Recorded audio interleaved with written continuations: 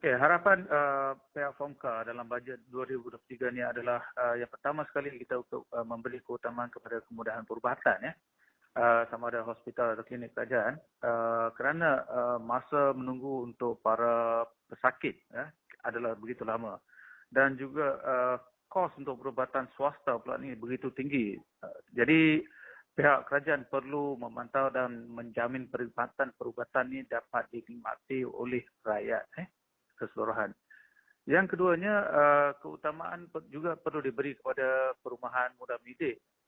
Dan ini juga harus dipertingkatkan sebab ramai yang masih tidak memiliki rumah. Ya. Dan yang ketiga adalah kos mengenai kos sara hidup yang kini meningkat.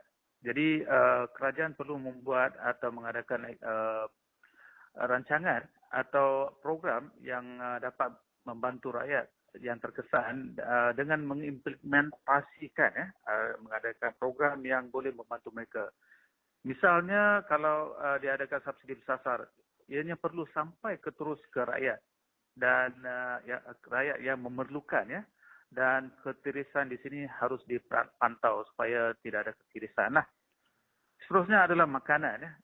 Makanan yang kita perlu tingkatkan adalah makanan affordability, mampu dibeli dan juga availability yang ada di luar pasaran. Misalnya kita kebelakangan ni kita ada dengar yang isu tiada telur, daging, ayam pula mahal dan sebagainya. Maka isu-isu ni perlu ada foresight di mana kita perlu ada jangkauan masa panjang ya. Jadi makanan kalau adalah benda yang paling penting. Jadi affordability dan availability perlu diberi perhatian penuh. Seterusnya adalah penambahbaikan dalam sistem pengangkutan awam ya.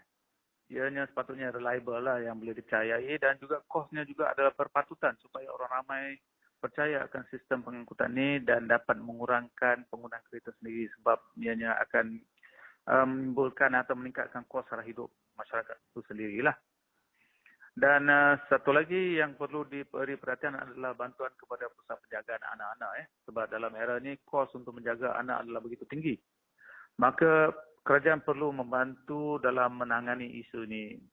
Rakyat yang ramai yang kini menghantar anak-anak mereka ke pusat jagaan ya, yang tidak berdaftar kerana murah dan mudah didapati. Tetapi ini mungkin akan timbul isu atau risiko deraan atau dikendalikan oleh orang yang tidak berpengalaman atau berpengetahuan dalam isu penjagaan kanak-kanak. Jadi kita nak satu situasi di mana pusat kanak-kanak, jagaan kanak-kanak yang berdaftar ni mereka dimiliki oleh orang yang berpengalaman dan berpengetahuan. Dan akhir sekali tentang literasi kewangan ya atau financial literacy perlu juga diberi perhatian kerana di antara tahun 2018 hingga 2022 42% atau peratus ya orang yang diisytiharkan muflis adalah mereka yang berumur kurang daripada 35 tahun. Maka benda ni terjadi kerana mereka tidak mempunyai kefahaman kewangan, literasi kewangan dan mereka ni tidak dapat buat bajet untuk perbelanjaan pendapatan mereka sendiri.